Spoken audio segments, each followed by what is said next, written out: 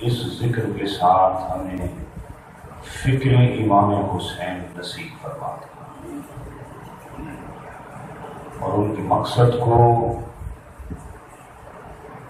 حاصل کرنا ہماری زندگی کا مقصد ہو جائے، فکر حسین نصیب ہو جائے تو دین سمجھ آتا ہے، کلمہ سمجھ آتا ہے۔ اور یہ ذکر سننا سنانا یہ ہر کسی کے بس کی بات ہی نہیں ہے۔ ہر بندہ ذکر آل رسول کربلا کی یہ عظیم داستان یہ بیان کر دے، یہ ہر کسی کا یہ خاصہ نہیں ہے۔ یہ کوئی عام قصہ کہانی تھوڑی ہے کہ جس کو کسی کو جی بہلانے کے لیے بیان کر دیا جائے۔ یہ جی بہلانے کے لیے نہیں ہے، یہ جی تڑپا کے رکھ دیتی ہے داستان۔ اور یہ ذکر سننے سنانے والے اسی موسم کی طرح جھڑی لگا دیتے ہیں، مگر کسی کے پاس اتنا بڑا کلیجہ ہے کہ وہ ذکر امام حسین کھول کھول کے بیان کر سکے۔ دل گردے کی بات ہے، ہر طرف سے پیغامات اور رپورٹیں یہی مل رہی تھیں کہ امام پاک آپ جس کوفے کی طرف دین اسلام تبلیغ کے لیے اور دعوت کے لیے قدم بڑھا رہے ہیں، ان کے دل آپ کے ساتھ ہیں مگر ان کی تلواریں یزید کے ساتھ۔ یقین جانیے اگر اتنی بات پہ رک کے غور و فکر کر لیا جائے تو آج دنیا کی اکثریت کا بھی حال یہی ہے۔ اکثر کلمہ پڑھنے والوں کا، بیعت کرنے والوں کا بھی حال یہی ہے۔ دعائیں کروانے کے لیے، مردے نہلانے کے لیے، ثواب اور قرآن خوانی کروانے کے لیے دیندار علماء مسجد کے لوگوں کی ضرورت پڑ جاتی ہے، باقی رہ گیا سارا نظام زندگی مسجد سے باہر کا، اس میں ہر کوئی یزید کا طرفدار بن کے کھڑا ہے۔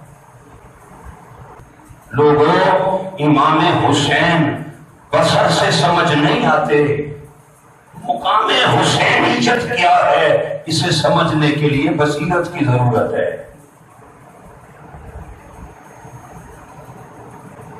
اور جب بھی تذکرہ امام علی مقام کا آقا صلی اللہ علیہ وسلم فرماتے ہیں تو آقا کی آنکھوں سے چڑی لگ جاتی، آنسو گر جاتا۔ آج اہل ایمان کا ٹرینڈ یہ ہو گیا ہے کہ شاید ذکر امام حسین میں رونا یہ اہل تشیع کا کام ہے۔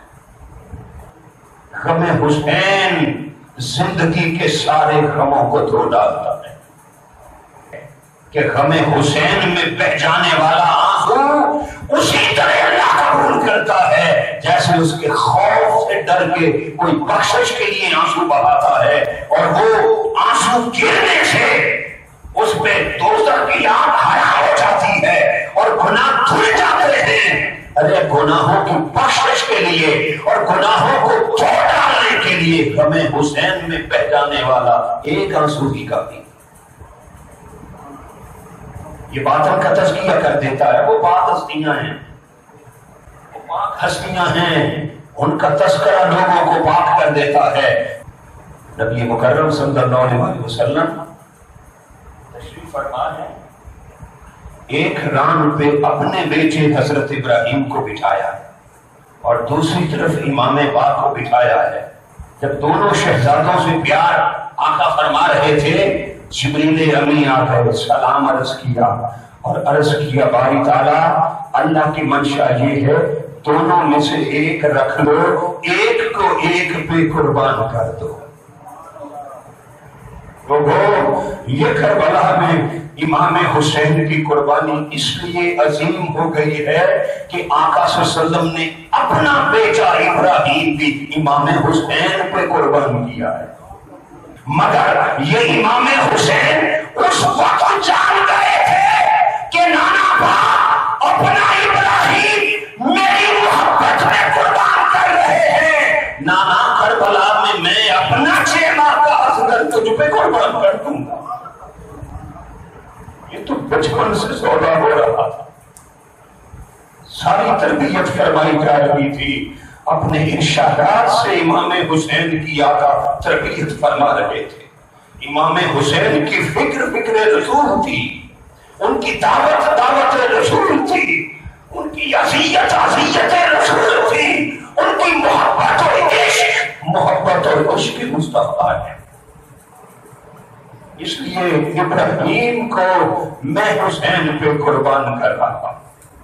آقا کی پوری زندگی کا یہی عمل تھا، اپنا ابراہیم امام حسین پہ قربان کیا، اور جب ماں سیدہ فاطمہ سے مخاطب ہوتے تو فرماتے فاطمہ تجھ پہ مجھ محمد کے ماں باپ قربان،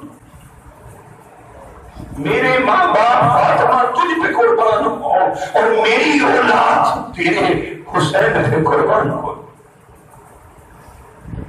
جب ابراہیم دے دیے اور امام حسین کو رکھ لیا تو آقا ان کو اپنی زبان چسوا رہے، گلے چوم رہے ہیں اور آنسو کی جڑی لگی۔ سیدہ ام سلمہ نے یہ منظر دیکھا اور عرض کیا یا رسول اللہ آج اتنی گریہساری کس لیے؟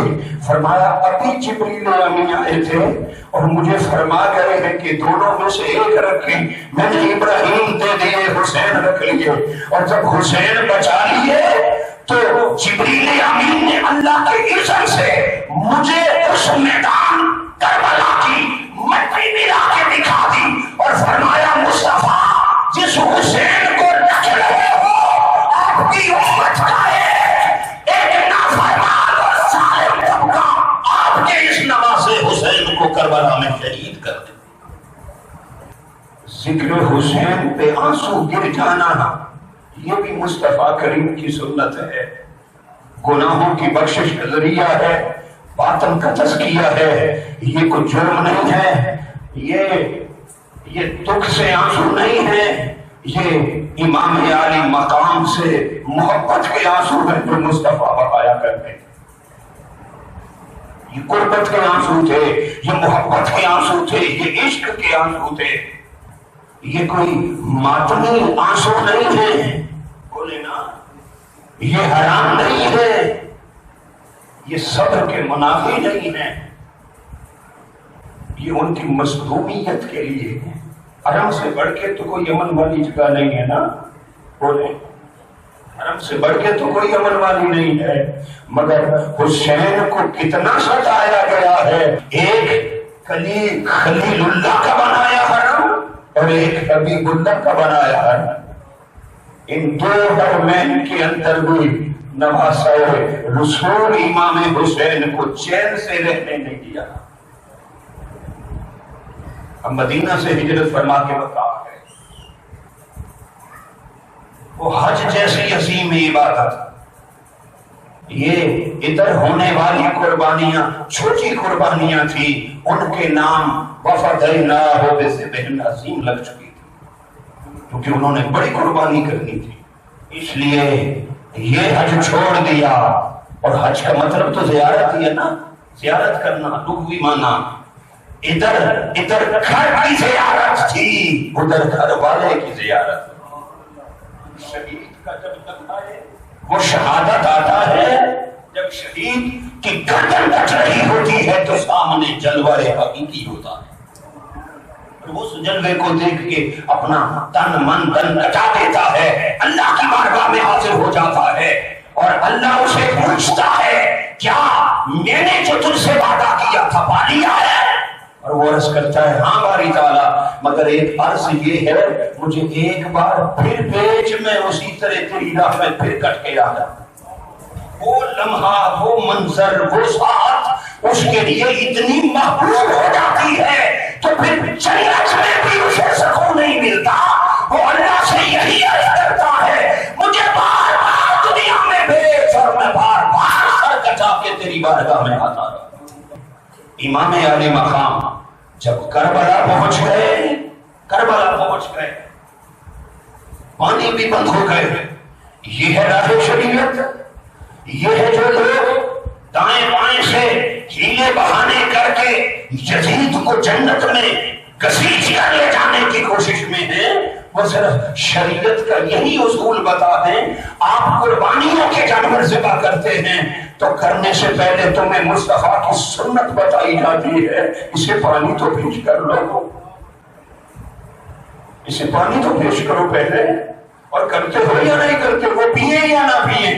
لوگ کہتے ہیں کہ علی مشکل کشا کا بیٹا ہو اور محمد مصطفیٰ کا نواسا ہو اور پانی نہ ملے, ارے بھوکے رہے تڑپ تڑپ کے مر جائے. خدا کی عزت کی قسم یہاں علی شیر خدا کی مشکل کشائی کا معاملہ نہ تھا, یہاں حسین کا مقام رضا پہ فائل ہونے کا مسئلہ تھا. یہ مقام رضا تھا. حضرت مریم کے پاس بے موسمی پھل آ سکتے ہیں, قوم موسیٰ کے لیے منصب آ سکتا ہے. ارے لشکریوں کو نہروں سے پانی پینے کے لیے جالوت اور تالوت کا جب مقابلہ ہو رہا تھا پانی منع تھا, مگر پھر بھی اللہ نے اجازت دے دی چلو بھر کے تو لے سکتے ہو. بدر میں بارشیں ہوتا رہی تھی, ارے قوموں کو ساری نعمتیں مل گئی تھی. عیسیٰ کی قوم پہ جنت کے دسترخوان اتر گئے تھے. اسماعیل جس کی قربانی چھوٹی تھی وہ یہی لگنے میں سب کم پیدا ہو جائے جو فدیہ عظیم دینے جا رہا تھا. وہ چاہتا تو کیا کچھ نہ ہو جاتا. ایک نہ تو یہ ہے کہ حسین نے چاہا کیا ہے, نانے کی امت کی بخشش کا سامان کر دیا ہے, نجات کا سامان ہو گیا ہے. اسی لیے تو آقا نے فرمایا تھا میری اہل بیت کشتی نوح کی طرح ہے جو ان سے وابستہ ہو جائے گا دنیا و آخرت کے ہر عذاب اور ہر دکھ اور ہر تکلیف اور ہر طوفان سے سلامتی سے کنارے لگ جائے گا. کیا مانگا تھا امام علی مقام نے؟ وہ سوال کیے تھے جو رب کی بارگاہ میں آج سوال نہیں کر رہا, آج وہ ہوتا ہے جو تو چاہتا ہے. رب نے بھی قرآن میں اسی لیے وعدہ کر لیا تھا جب کربلا میں حسین ہمیں راضی کر دے گا تو قیامت کے دن والا سوفی روٹی کا رب کا وعدہ اللہ آپ کا رب مصطفیٰ تجھے راضی کر دے گا. سبحان اللہ. کوئی اس سے راضی ہو گیا کسی سے اور راضی ہو گیا. اور یہ تو وہ گھرانہ ہے جن کی رضا ہی اللہ کی رضا ہے, جن کی محبت ہی اللہ کی محبت ہے. مگر یہاں 3 دن پہلے 7 محرم کو پانی بند کر دی, گھر جلا دیے, خیموں میں آگ لگا دی.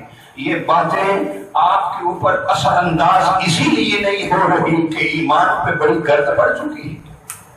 تمہارے اپنے گھر میں پیدا ہونے والے کو ایک رگڑ لگ جائے نا تو پھر میں دیکھوں کہ رونا کفر بنتا ہے کہ بدعت بنتا ہے.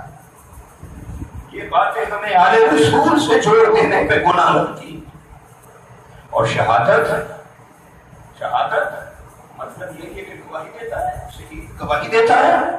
شہید کا ایک معنی گواہی دینا ہے نا, وہ کس کی گواہی دیتا ہے؟ یقین جانیے حضرت آدم سے لے کے حضرت عیسیٰ علیہ السلام تک اور تا قیامت جتنے لوگ شہید ہو گئے, جتنے لوگ شہید ہو گئے اور قیامت تک جتنے شہید ہوتے رہیں گے, سید الشہداء کا یہ لقب سیدنا امام حسین علیہ السلام کو ملا ہے. آپ کی شہادت کیسے عظیم شہادت ہے اس اعتبار سے بھی کہ جتنے شہید ہوئے یہ قیامت تک جتنے شہید ہوں گے, ہر کوئی جب شہید ہوگا تو گواہی آئے گی. کیا آئے گی؟ گواہی آئے گی. کس کی گواہی آئے گی؟ قرآن کی. خبردار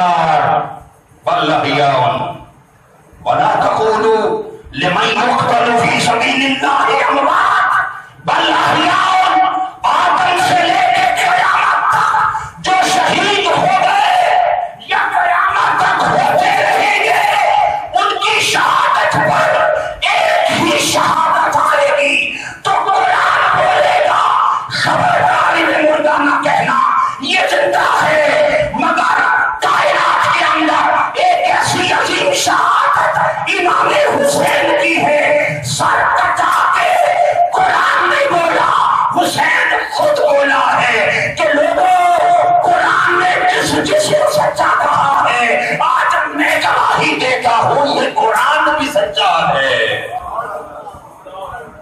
سب کو قرآن نے سچا کہا ہے، سب کو قرآن نے کہا ہے کہ یہ شہید ہیں اور یہ زندہ ہیں، اور حسین سر کٹا کے نیزے پہ قرآن بول کے یہ بتا رہا ہے کہ قرآن بھی سچا ہے، یہ قرآن بھی یوں گواہی امام حسین نے سر کٹا کے دے دی۔ جو شہید ہوتا ہے وہ پا لیتا ہے، ادھر سر کٹاتا ہے، اس کے گناہ مٹ جاتے ہیں، اس کے گناہ ختم ہو جاتے ہیں اور وہ جنت میں اپنا ٹھکانہ دیکھ لیتا ہے۔ بھائی باقی شہید تو ایسے ہی ہوں گے، اب میرے جیسا آپ جیسا بندہ گناہگار پاپی کبھی جوش جذبہ آ جائے اور میدان کارزار میں اتر جائے اور جا کے شہید ہو جائے تو ہمارے گناہ تو معاف ہو جائے۔ محبت ایمان ہے، جن کی تعظیم ایمان ہے، جن کا ذکر ایمان ہے، جن کی رضا ایمان ہے، جب وہ سر کٹا کے شہادت پا رہے ہیں تو وہ پا کیا رہے ہیں؟ کیا پایا؟ قربان جائیں، باقی اپنے گناہ بخشواتے ہیں اور جنت میں اپنا ٹھکانہ دیکھ لیتے ہیں، باقی شہادت پا کر جنت میں ٹھکانہ لیتے ہیں۔ امام حسین وہ شہید ہیں جو رب کی ساری جنت کی سرداری پاتے ہیں، جنت کا کوئی ٹکڑا نہیں ہے، یہ جنت کا کوئی چشمہ نہیں ہے، یہ جنت کی ایک دو حور نہیں ہے، کس جنت کی سرداری ہے؟ آقا کی حدیث ہے میرے حسن و حسین جنتی جوانوں کے سردار ہیں۔ بتائیے سارے نبی جنت میں ہوں گے کہ نہیں ہوں گے؟ دنیا میں تو ہم کہتے ہیں وہ بھی فلاں کو تم نے فلاں سے بڑھا دیا، اس کا ذکر اس سے بڑا کر دیا، اس کا ذکر اس سے کم کر دیا، یہ باتیں چھوڑو، مصطفیٰ کے فرمان پہ آؤ۔ آقا نے فرمایا جنت میں جو بھی ہوگا ہر کسی کا سردار حسن و حسین ہوگا۔ مجھے یہ بتاؤ کون کس کو بڑھا رہا ہے، کون کم ہو رہا ہے؟ یہ گھٹانے بڑھانے کے چکروں سے نکل جاؤ، وہی حق ہے جو مصطفیٰ نے کہہ دیا ہے۔ ہم کسی اختلاف میں نہیں جاتے۔ ابو بکر لوگ بکواس کرتے پھرتے ہیں، اپنا ایمان حکایت کرتے پھرتے ہیں، کوئی آل رسول کی طرف رخ کرتا ہے اور کوئی اصحاب مصطفیٰ کی طرف رخ کرتا ہے، کوئی محبت اصحاب میں آل رسول پہ بکواس کرتا ہے اور کوئی آل رسول کی محبت میں اصحاب مصطفیٰ پہ بکواس کرتا ہے۔ کسی کو یہ سمجھ کیوں نہیں آتی؟ ہجرت سے نکلے تھے تو علی کو بستر پہ لٹا لیا تھا، غار ثور میں جا بیٹھے تھے، خود ابو بکر کی گود میں جا کے لیٹ گئے تھے۔ کس کو کہیں گے، کس کو کہیں گے کہ وہ کم ہے، کس کو کہو گے کہ وہ استغفر اللہ معاذ اللہ جھوٹا ہے؟ مصطفیٰ شب ہجرت بستر پہ علی کو لے جا رہے ہیں اور ساتھ ابو بکر کو لے کے جا رہے ہیں۔ ایک کو گھر بلا لیا ہے، ایک کے گھر چلے گئے۔ اگر حضور کے گھر آ جانا یہ بڑی فضیلت ہے تو اس کی کیا فضیلت ہوگی جس کے گھر نبی آ جائے؟ نبی آ جائے، چکروں سے نکل جاؤ، ورنہ یہ چکر تمہیں لے گئے۔ امام حسین کا مقام آنکھ سے نہیں، بصر سے نہیں، تمہیں بصیرت سے سمجھ آئے گا۔ تمہیں تاریخ میں اور آنکھ سے حسین نظر نہیں آئے گا کہ ہم تاریخ کی کتابیں پڑھ کے کہیں کہ حسین کا یہ مقام ہے، حسین کا یہ درجہ ہے۔ تاریخ کی کتابوں سے مقام حسین نہ سمجھو، جو قرآن اور مصطفیٰ کے فرمان نے بتایا ہے اس قرآن کے آئینے سے اور فرمان مصطفیٰ سے مقام حسین کو سمجھو۔ لوگ باتیں بتا رہے ہیں نا، حضور سجدے میں تھے جی، اور امام حسین پشت پہ آ کے بیٹھ گئے. کیا سمجھیں گے؟ سجدے کرنے والے کو خبر نہیں تھی یا کہ پشت پہ آ کے بیٹھ جانے والے کو ابھی خبر نہیں تھی؟ اس کو خبر نہیں تھی، خبر تو سب کو تھی. اس کے گھر کا بچہ بچہ جسے دیکھو وہی نوری خدا معلوم ہوتا. یہ وہی نواسا ہے جس کے لیے مصطفیٰ خطبے چھوڑ کے آ گئے تھے، ممبر چھوڑے تھے. ارے خطبہ ممبر تو پھر بھی آپ کے لیے ہدایت ہے کہ خطبے میں حرکت نہیں کرنی، نماز میں کسی قسم کی کوئی حرکت نہیں کرنی، نماز میں کسی اللہ کے سوا نماز میں کسی دوسرے کی طرف توجہ یا دوسرے کی بات کا جواب یا دوسرے کی طرف خیال نہ جائے. شریعت کیا قاعدہ ہے؟ ارے اے مومنو، تم نماز میں کھڑے ہو، میرا مصطفیٰ تمہیں بلائے تو نماز چھوڑ کے آ جانا. یہ کوئی نہیں سمجھنا. تمہیں ساری امت کا یہ حکم ہے، ساری امت کا یہ حکم ہے، تم حالت نماز میں ہو اور نبی تمہیں آواز دے دے تو نماز چھوڑ کے حضور کی خدمت میں آ جاؤ. حضور تمہیں اپنے کام بھیج دیں، مدینے بھیج دیں، بازار بھیج دیں، کسی ریوڑ میں بھیج دیں، کسی محفل میں بھیج دیں، تم وہ سارا کام کر کے لوٹ آؤ اور جب واپس آ جاؤ حضور سے چھٹی مل جائے تو پھر جہاں سے چھوڑی تھی وہیں سے شروع کر لو. ساری امت کو حکم ہے، مصطفیٰ کو لائے تو نماز چھوڑ کے آ جانا. یہ ایک ہی فرد حسین ہے جس کے لیے محمد نماز روک رہا ہے. مصطفیٰ نے اپنی نماز روک رکھی. اور باقی حضرت سے پوچھیں سجدے میں کتنی تسبیحیں پڑھنی ہیں؟ وہ کہتے 3 پڑھو، 5 پڑھو، 7 پڑھو، یعنی تاک پڑھو. یہ نبی نے تاک پڑھی تھی؟ ارے تمہیں ایک نبی کا امر ہوتا ہے، ایک نبی کا عمل ہوتا ہے. امت کے لیے حکم ہے، حسین کے لیے عمل ہے، مصطفیٰ کے لیے عمل ہے. تم تاک پڑھو. مصطفیٰ نے خود 72. اچھا امام حسین تو پشت پہ بیٹھے تھے جی، تو بیٹھے رہتے نا، کسی نے اتارا ہے؟ صحابہ آواز اٹھا، صحابہ آگے بڑھے اتارنے کے لیے. حضور نے سجدے میں اشارہ کر دیا اسے بیٹھا رہنے دو. جیسے ابو بکر مصلی میں تھے تو وہ پیچھے ہٹنے لگے تو حضور نے اشارہ کر دیا. وہ کیسے امام تھے جو نماز میں حضور کا اشارہ لے رہے تھے؟ ایسا امام چاہیے. آج ایسے اماموں کی ضرورت ہے تو نمازوں میں حضور کے اشارے پر ایسے نمازیں چاہیے جو حضور سجدے میں ہوں تو اپنے صحابہ کو اشارہ کر کے سمجھا دیں حسین بیٹھا ہے. اسے تم نہ اتارو، اب اس کی مرضی ہے. نماز خدا کی ہے، مرضی حسین کی چل رہی. بیٹھا رہنے دو. حضور نے 1 بار پڑھا، 2 بار پڑھا، 3 بار پڑھا. اچھا 50 پڑھ لیتے تو حسین ادھر جاتا. 50 بار پڑھ کے ادھر جاتے، 60 پہ اتر جاتے، 40 پہ اتر جاتے. نہیں، حسین بھی 72 پہ جا کے اترے. جان رہے تھے، یہ جان رہے تھے نانا تو نے 72 کی گنتی کی ہے، کل 10 محرم کو آ جانا، 72 کی گنتی میں کروا دوں گا. آج تم نے 72 کی گنتی مجھے کر کے دی ہے، کل 10 محرم کو حسین بھی تمہیں 72 کی گنتی کروا دے گا. قربان جائے. اور سارے شہید ہوئے. امام علی مقام کا آخری نمبر جب آ گیا، فاطمہ کی وہ چادر پٹکا کمر پہ باندھا، علی شیر خدا کی تلوار پکڑی، ذوالجناح پہ سوار ہو کے ساتھیوں سے مخاطب ہو گئے. میرے ساتھیوں اور میرے اہل بیت، دنیا میں میرے اہل بیت سے بڑھ کے کوئی اہل بیت زیادہ وفادار نہیں، اور میرے ساتھیوں سے بڑھ کے اس دنیا میں کسی کا ساتھی اتنا بڑا وفادار نہیں. مگر چونکہ یہ میری جان لینا چاہتے ہیں، میں تم سب کو اجازت دیتا ہوں، اپنی اونٹ سواری پکڑ لو، اپنی سواری لے لو اور رات کی تاریکی میں جدھر چاہتے ہو چلے جاؤ، اللہ کے شہروں اور دیہاتوں میں پھیل جاؤ.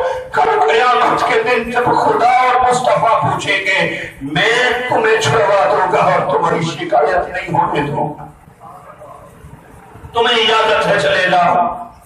جب اتنی بات ہوئی تو کارکن بولے، اور اس نافذ کرنے والوں، نظام مصطفیٰ کو غالب کرنے کی باتیں کرنے والوں، ایسے جذبے ہوں تو اسلام زندہ ہوتا ہے۔ فرمانے لگے کارکن امام حسین، اگر آپ کو چھوڑ کے چلے جائیں تو دنیا و آخرت میں بیکار ہو جائیں، ہم بیکار ہو جائیں، ہماری قیمت ہماری قدر آپ سے ہے۔ ساتھیوں سے مخاطب ہوئے، کسی نے جانے سے انکار نہیں کیا۔ اہل خانہ خیموں میں گئے، اپنی شہربانوں زوجہ محترمہ سے کہا تو ایران کے بادشاہ کی بیٹی تھی، بڑی تکلیفیں، بڑے صبر کیے، بڑے مسائل برداشت کیے، مگر آج تمہیں اجازت دیتا ہوں، جانا چاہتی ہو تو چلی۔ نے فرمایا نہیں، آپ کے ساتھ جان دے دینا یہی ہمارے لیے سب سے بڑھ کے عزیز تر ہے۔ جب ہر طرف بات ہو گئی، سیدہ زینب سے مخاطب ہو کر تنہائی میں کچھ باتیں کر، ہمشیرہ سیدہ زینب سے کچھ باتیں بیان فرما دی اور واپس سواری پہ آ کے بیٹھے اور کربلا کی طرف روانہ ہونے لگے۔ نعرہ تکبیر کے ساتھ جب اپنے گھوڑے کو ایڑی لگائی تو گھوڑا چلتا، بولے نہیں چلا، دوسری ایڑی لگائی نہیں چلا، تو کہا گھوڑے سے ذوالجناح سے، اتنا فرما بردار تھا، آج کیا ہو گیا، کیوں نہیں بڑھتا؟ گھوڑے نے گردن نیچے کر دی۔ امام حسین نے دیکھا تو سیدہ سکینہ گھوڑے کے ساتھ چمچی بیٹھی، نیچے اترے، گھوڑے سے نیچے اترے، بیٹی سے پیار کیا، چھاتی سے لگایا، اٹھا کے خیمے میں چھوڑ کے آئے اور سیدہ زینب کو نصیحت کر کے آئے۔ میدان کارزار میں جا کر یزیدیوں سے جنگ کی اور شہادت کا جام نوش کر۔ اگر یہ ماحول، یہ کیفیت کبھی کبھی بنتی، یہ لمحے پتہ نہیں پھر زندگی میں آنے ہیں یا نہیں آنے۔ لوگوں، 56 سال کی عبادت میں کوئی امام حسین کی نمازوں سجدوں کا ذکر نہیں کرتا۔ حسین کا جب بھی تذکرہ ہوتا ہے کربلا کا ایک سجدہ ضرور بیان ہوتا، وہ ایک سجدہ ہر کوئی بیان کرتا ہے، وہ ایک سجدہ جسے تو گرا سمجھتا 1000 سجدوں سے دیتا ہے آدمی کو نجات۔ شہادت پالی، شہادت پالی، سر کٹ گئے۔ آقا صلی اللہ علیہ وسلم اپنے 72 جان نثاروں کا وہ خون مبارک بوتل میں بند فرما دیا۔ مطلب یہ تھا کہ اس معرکے میں حسین اکیلے نہیں تھے، علی شیر خدا بھی تھے، سیدہ فاطمہ بھی تھی اور محمد مصطفیٰ بھی تھے۔ دیکھنا یہ ہے کہ یہ ہستیاں کس کی طرفدار تھی، کس کی طرفدار تھی، یہ کن کا؟ کوئی خون بہا رہا تھا، مصطفیٰ خون جمع کر رہے، 7 کو پانی بند ہوا، 10 کو شہادتیں ہو گئی اور پھر قیدی بنا کے رسول کو لے جایا گا۔ کتنے دن ہیں اور حالات کیسے ہیں، ماحول کیسا ہے، کربناکی کا، پیاس کا، بھوک کا، خوف و ہراس کا۔ وَلَنَبْلُوَنَّكُمْ بِشَيْءٍ مِّنَ الْخَوْفِ وَالْجُوعِ وَنَقْصٍ مِّنَ الْأَمْوَالِ وَالْأَنفُسِ وَالثَّمَرَاتِ، یہ سارے پرچے اکٹھے لازمی سوال ہے، معروضی کوئی نہیں ہے، سارا پرچہ لازمی ہے۔ آج تک ایسا بھی کسی کا امتحان ہوا ہے ایک سوال لازمی ہوتا ہے، وہ پہلا، بس باقی آپ کی آپشن کوئی سے، باقی کوئی سے۔ اور حسین کی وہ شہادت ہے جہاں کوئی اور نہیں۔ جو پانی لانے میں دیر گزری، سیدہ سکینہ چھوٹی بچی ہیں، جھاڑی کے ساتھ ٹیک لگ گئی، اونگ آ گئی اور وہی لیٹی کی لیٹی رہ گئی تو قافلہ چل دیا۔ تو جس کے ہاتھ میں امام حسین کے سر کٹا ہوا نیزہ تھا، اس سے چھوٹا کے زمین میں گڑ گیا، اس نے زور لگایا مگر وہ نیزہ اکھڑا نہیں ہے۔ اس نے دوسرے کو بلایا، 3 کو بلایا، 10 کو بلایا، 20 کو بلایا، مگر وہ گڑا ہوا نیزہ اکھڑ نہیں رہا۔ بات پھیل گئی، قافلے والے امام زین العابدین کی سواری کے پاس آئے، ماجرا کیا ہے؟ ہوئے سر والا نیزہ گڑ گیا ہے اور کسی سے اکھڑ نہیں رہا۔ راز کیا ہے؟ انہوں نے سیدہ زینب کی طرف دیکھا کہ قافلے کی سیادت حسین تمہیں دیکھے گئے، تم سالار قافلہ، بتاؤ کیا ماجرا ہے؟ جب سیدہ زینب کو خبر ہوئی تو فرمانے لگی بیٹھ کے افراد کی گنتی کرو، کوئی قافلے سے رہ گیا ہے جس کی خاطر حسین قافلہ روکے ہوئے، پتہ کرو کون رہ گیا ہے۔ جب گنتی ہوئی تو سیدہ سکینہ قافلے میں موجود نہیں ہے، واپس ہوئے، جا کے دیکھا ایک سفید برقع پوش خاتون سیدہ سکینہ کو گود میں لے کے پیار کر رہی ہے۔